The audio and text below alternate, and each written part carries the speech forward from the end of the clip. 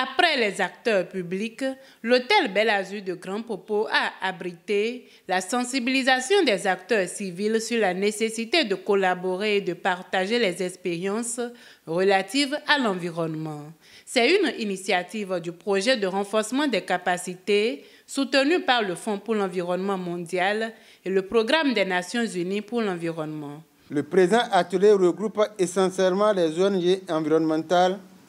sans toutefois faire l'impasse sur les cadres des ministères sectoriels, dont ceux du ministère du Cadre de vie et du Développement durable. Il vise à parvenir à brève échéance à une gestion concertée et coordonnée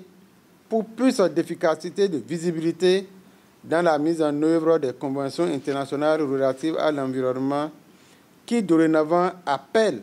à la prise en compte des objectifs de développement durable. D'un autre côté, cet atelier permettra de jeter les bases stratégiques et opérationnelles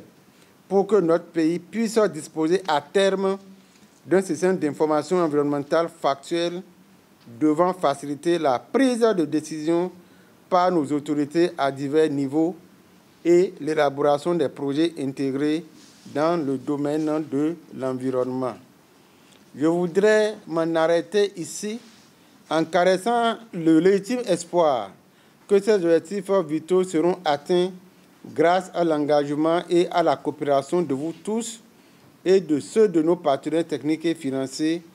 au nombre desquels je voudrais citer le Fonds pour l'environnement mondial et le Programme des Nations Unies pour l'environnement. Ce sont ces partenaires qui, par leur financement et expertise, ont permis au Bénin de bénéficier de ce projet dont l'objectif général est de renforcer ses capacités nationales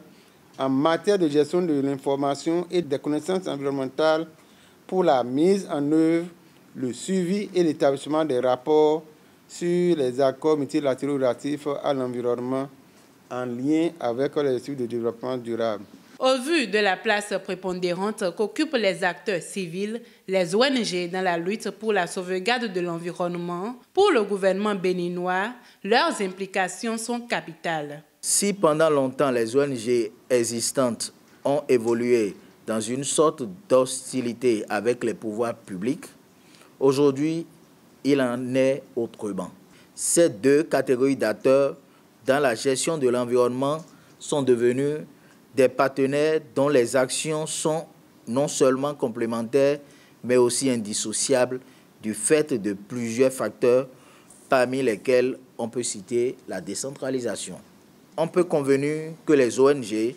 ont 4 missions principales dans le cadre de la protection environnementale, à savoir sensibilisation, alerte, gestion et participation. Elles apparaissent de ce fait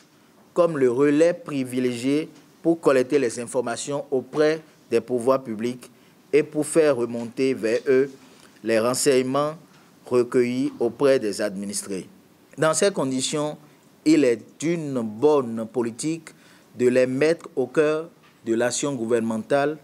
surtout dans le domaine de l'environnement qui revêt un caractère transversal nécessitant l'expertise de toutes les disciplines. C'est conscient de cette réalité que le ministère du Cadre de vie et de Développement durable a conféré un rôle clé aux ONG dans la mise en œuvre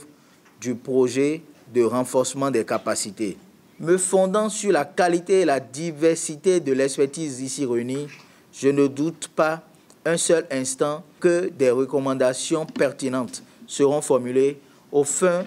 de réussir la mise en œuvre de ce projet et d'atteindre les objectifs qui le sous-tendent. Précisons que cette initiative de sensibilisation des ONG afin de renforcer leurs capacités sur les questions environnementales est à sa 3e édition.